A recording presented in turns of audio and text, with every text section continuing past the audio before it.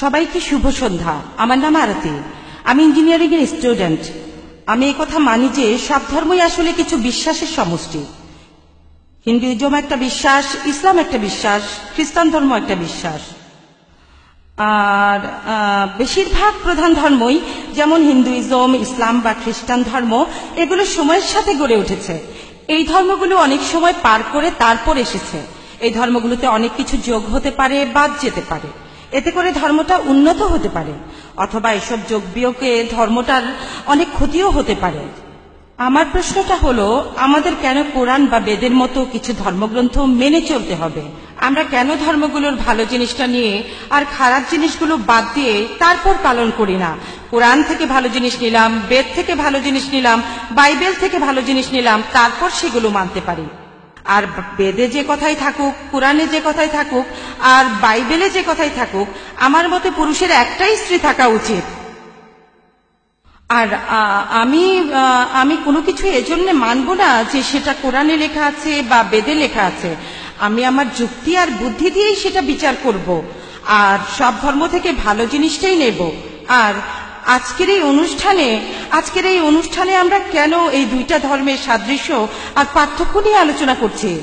আমরা তো দুইটা ধর্ম থেকে ভালো জিনিসগুলো নিয়ে আমাদের নিজেদের মতো জীবনযাপন করতে পারি। এটাই আমার প্রশ্ন। বোন, আপনি খুব সুন্দর একটা প্রশ্ন করেছেন। খুবই সুন্দর প্রশ্ন, খুবই প্রাসঙ্গিক প্রশ্ন। আমরা কেন কোনো ধর্ম পালন করব?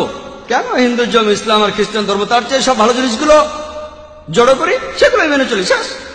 কোনটা ভালো কোনটা খারাপ কে বলবে?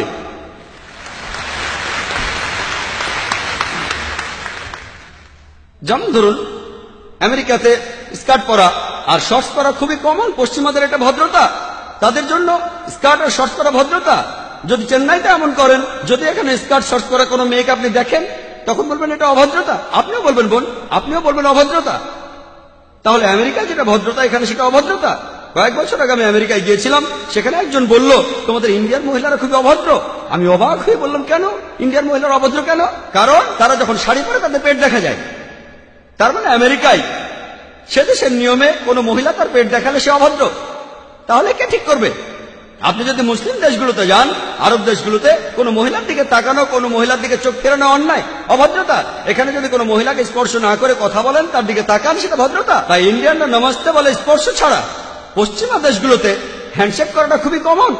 একজন মহিলা আর একজন পুরুষ হ্যান্ডশেক করছে, সেটাই ভদ্রতা। শরীরের অন্যান্য অঙ্গ প্রত্যঙ্গ স্পর্শ না করে হ্যান্ডশেক করা কিছু পশ্চিমা দেশে এটাই হলো ভদ্রতা। অন্যান্য পশ্চিমা দেশে মহিলাদের ঠোঁটে আর গালে চুমু দেওয়াটা হলো ভদ্রতা। আর কিছু পশ্চিমা দেশে আপনি যা খুশি তাই করতে পারেন। পুরুষ আর মহিলা তারা স্বেচ্ছায় যা করবে সবই হলো ভদ্রতা। কে ঠিক করবে? ঠিক করবে কে? কে ঠিক করবে? আমেরিকায় অনেকগুলো নুট বিচ রয়েছে। টাইমস অফ ইন্ডিয়া 2 মাস আগে পড়লাম, সমুদ্র ভ্রমণ, নুট ক্রুজ।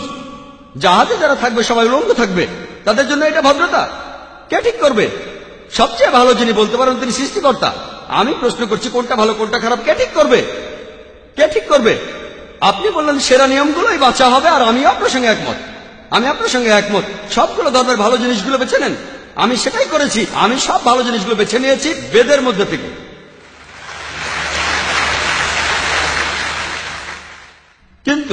কিন্তু ভালো জিনিসটা আপনাদের জন্য ভালো নয়, এটাই সমস্যা। এই আলোচনাটা আমি করব। আমি চ্যালেঞ্জ করছি সব মানুষকে, ইসলাম ধর্মের মাত্র একটা মূলনীতি খুঁজে বের করুন যেটা আমাদের মানবতার বিরুদ্ধে কথা বলছে। একটা।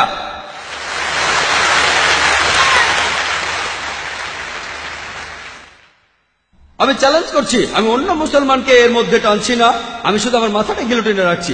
আমি সবাইকে চ্যালেঞ্জ করছি, যে কেউ, অনেক অমুসলিম আছেন যাদের কাছে মনে হবে কিছু এক ভুল। যেমন ধরুন, এই বোন পুরুষের একাধিক বিয়েতে একমত নন।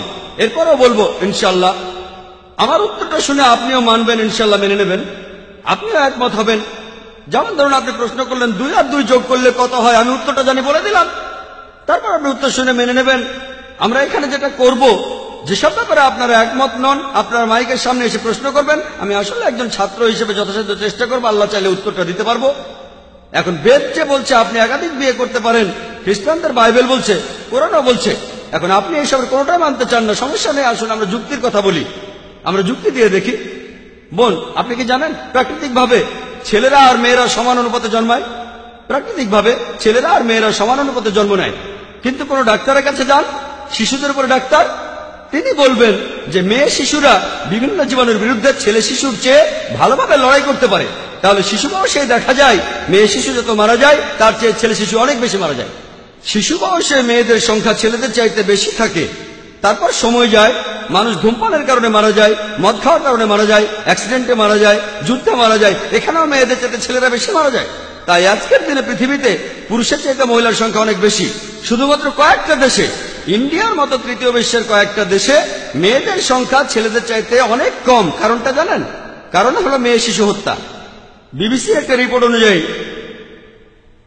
একটা রিপোর্টে এমিলিও বেকাননের কথা অনুযায়ী তিনি একটা প্রোগ্রামে বেশি বয়সে মৃত্যু নিয়ে বলেছিলেন, প্রত্যেক দিন ইন্ডিয়াতে 3000-এরও বেশি মহিলা তাদের গর্ভপাত ঘটায় যখন জানতে পারে গর্ভের শিশুটি মেয়ে।